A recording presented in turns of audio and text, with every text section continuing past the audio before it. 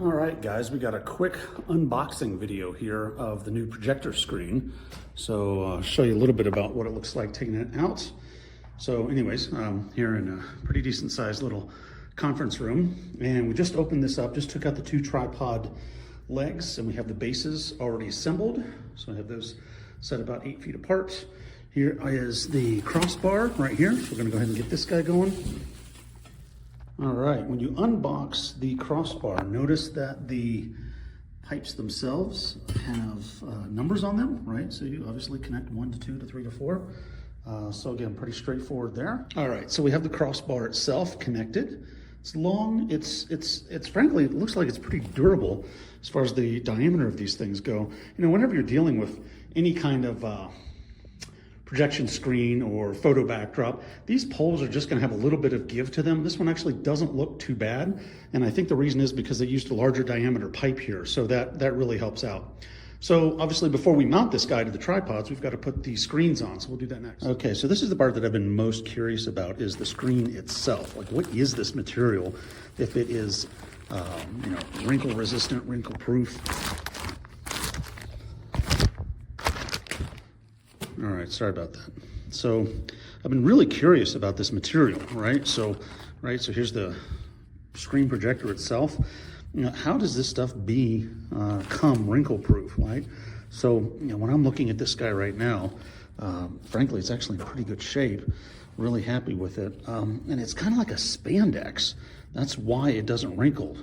So anyway, that helps. So of course, I'm gonna go ahead and thread this guy up and I'll show you the finished product. All right, so we have the pole has been fitted all the way through the top part of the screen. You can see that the Velcro tabs sections, that's obviously gonna be on the side. But this fit here is really snug, right? So I like it. It's really good quality, and just with not even 30 seconds of sliding, that's all it took. All right, if you look at the ad for this guy, you're going to see that they talked a little bit about the before upgrade and after upgrade, like how thick this piece is. Frankly, that's the reason I bought this, is because I wanted one that was a lot thicker and that had a little bit more durability to it. This guy's really stout. I'm really surprised with it, really impressed. So anyway, yeah, the tripod's definitely passed the grade here for me. All right, so we have the crossbar mounted to the tripods. So these are looking really good. By the way, one quick thing I wanted to show you here. This is actually a pretty good design. See how they left this hole kind of oblong? See if I can focus in on it. Yeah, so that hole is oblong. You've got a little bit of space in here. And frankly, you're gonna want that, because as you're raising this bar up, right, as you're extending the tripod all the way up, you're extending the bar all the way up, you want a little bit of play right here, because that's just gonna make things a lot better for you, and that way you don't deform the pole in any way. So anyways, good design. All right, so here we are, fully extended. By the way, this is the 120-inch diagonal version. So obviously I don't have the sides attached yet. One of my big questions is, what kind of vertical dip are we going to have here? And you know, with any of these guys, I mean, you're stretching this thing over, you know, 8.5, 9 feet. You're going to have some sag in there. Doesn't look like it's too bad. Again, you have a really good sized pipe up there on the top, really good sized diameter.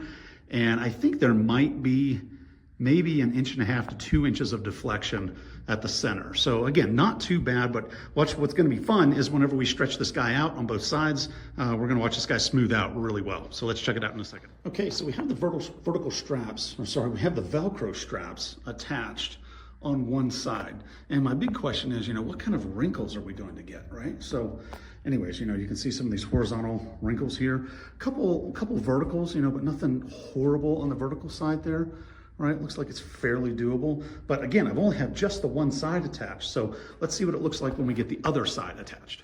Okay, so check this out. The vertical seams, or the vertical creases, they are gone. They were able to be stretched out with no problem at all. We do have this one horizontal guy. I don't know if you can see, it's right about there. Frankly, I don't think this is gonna be a huge deal. Overall, I'm really happy with this. I think, you know, this guy down here at the bottom is probably going to hang out, or, you know, maybe if I just do a little bit more adjusting, but I think that's going to go away. And those small little puckers over here on the end. You know, overall, I'm really happy with this. So anyway, there you have it. Yeah, looking pretty good, and looking forward to firing up the projector to see how this guy's gonna look. All right, so we wanted to know what it looked like when we had it totally up and running. There we go. Not too shabby. I'm probably about 17 feet from the screen itself, so 17 feet between screen and projector lens. So yeah, overall it looks great. I'm super happy with it. And that one vertical stripe that I mentioned to you earlier, you cannot, sorry, the one horizontal stripe I mentioned earlier, you cannot even see that thing. Yeah, this screen just looks fantastic. So anyway, yeah, give it a go.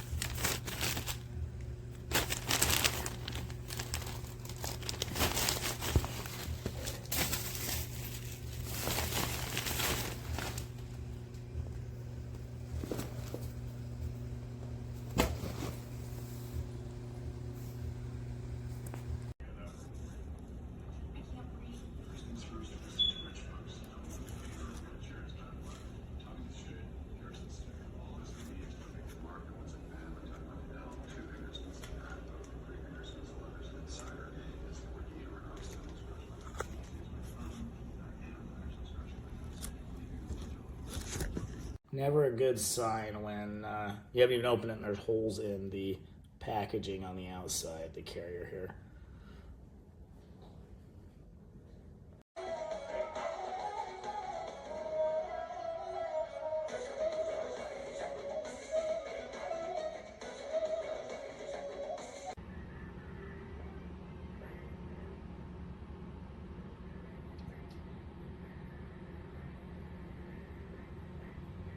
What shall we name it? 'Tis the Reverend. Hide, act as if we're not here.